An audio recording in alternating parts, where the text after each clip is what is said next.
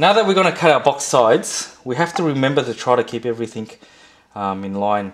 So there's a cut there and there's a cut there. Now I don't actually mark the pieces when I'm cutting them. In batch jobs you don't need to cut. What I do have is on this fence here, I've got a series of marks that I work with. This is a mark that I use for the short side of the box, and 175, that one there is where the long side is. This one here is 65 centimeters. I think it's 65 centimeters. It's been that long since I've needed to measure. So actually, no, it's 56 millimeters, not 65, 56 millimeters, and this one's 175. So to get the cut, so this is the short length of the box side and this is the long length. I normally cut the long length first. So remember, we want to keep the, when we're cutting the box, this is going to be the long length. We want to keep the rebate facing towards us every single time. So what I do is I first cut the first miter, and then I cut the long miter. So all I do is I bring it to that line there, and I cut the long miter.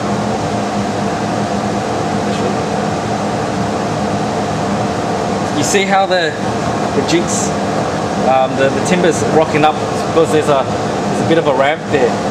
I've cut this a little bit longer than what it should be. It should be 270 mils long, but I think this actual blanket is 300 mil long. So I'll just cut it a bit longer than what it has to be. And then I'll come back and do the proper cut. See, it's just poking that there. And that's all it is. So that's one box side. Now this is the short side of the box. So what, again, we want the rebate facing towards us. And we just want to dock that off so that we've got a miter. And on this side, we just go into that line. And that's the box side. Now when you're holding onto it, be careful your fingers. I've done this so many times, but all care, no responsibility. So just be very careful with that. Again, we want to cut the long side first, rebate towards us. See, I've got quite a bit of an offcut at the end, so that's why I need to make that second cut. So that's where it needs to be, and I'll give it a few more mils. Now we're cutting it to the right length. Again, we're just going towards that mark. That's the long length, and now we're cutting the short. As you can see, cutting the box sides is excellent. And that's it. Okay, now we've cut our boxes. This is where the numbering comes so important. How these lined up was the C and the D was like that, and the A and the B was like that. So that's how they used to sit. Now what we want to do to match the grains is we want to put the C and the D together, and these lines match up. And then the A and the B together, and that's how the grain matches up. Now as you can probably see, can you see the wave of the grain coming towards the box that way? And that way when you glue it, it just looks like one single piece. And on this side, the same thing. You see the waves just go through, and it just looks continuous. Now if you've done a really good job, not only will these two match, but these two corners should match too. You see how the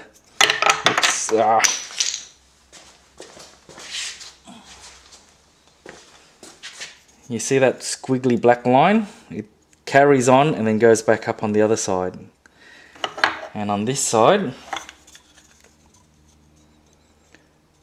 the lines join together as well.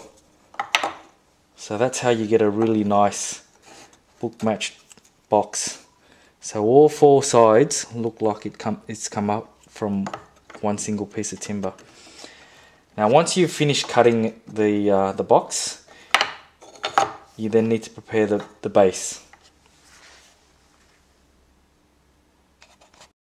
Okay, for the box bases, I do quite a bit at a time. So because I've got a generic measurement that I use for the box sides, I make the box side, the box bases exactly the same way. All of them are identical. Rather than individually cut them, what I do is I prepare the board first. I send it through the thicknesser planer and I cut them to 10 mils, but we want to finish at a 1/4 mil. So it goes through the thicknesser, goes through the joiner, through the joiner first and then through the thicknesser, 2 mils oversized, and then I sand it on the drum sander so that it's 1/4 inch and it fits perfectly into the slot. I sand it to 240 grit on both sides, and then from there we can then trim them up. Now I'm not, in this video I'm not actually going to switch on the machine. Rather than individually measure each dimension, because they're always exactly the same, what I do is I've just created a little sled here, or a little jig. On the bottom side there's a track that goes into the, there's a piece of timber that goes into the track, and that stays still. Now for the length, I don't measure. I just put it on the jig here, I go through and I cut that, and then I turn it around the other side, and there's a stop here.